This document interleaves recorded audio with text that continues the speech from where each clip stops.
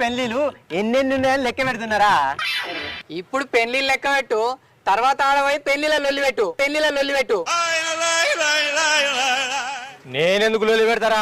నాకేమైనా పని పడలేదు అనుకుంటున్నావా? పెళ్లికి మంచి జరుగుతుందో లేదో గాని నువ్వు పెళ్లికి పోతే మాత్రం పక్కా లొల్లి అవుతుందిరా. అయితే నన్ను గందికే పిలవలేదా రా?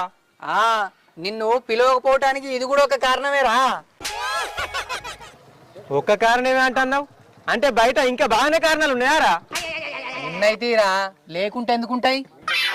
ఇంకేమున్నాయో చెప్పురా. ఇక్కడనే చెప్పుకుంటుంటే చెప్పులు అరుగుతాయి. చెప్పులు అనేటివి తిరుగుతూనే అరుగుతాయిరా, తిరగకుండా చెప్తే అరుగుతాయిరా. అటు ఇటు తిరుక్కుంటే చెప్తా అంటే అరుగుతాయిరా.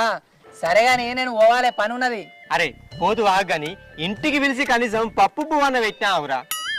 పెళ్ళైనాక పప్పు పువ్వేందిరా, పకోడి మొక్కపొడా. అంటే అది పెళ్లిలో తినలే కదరా, ఇంటికన్నా అన్నది.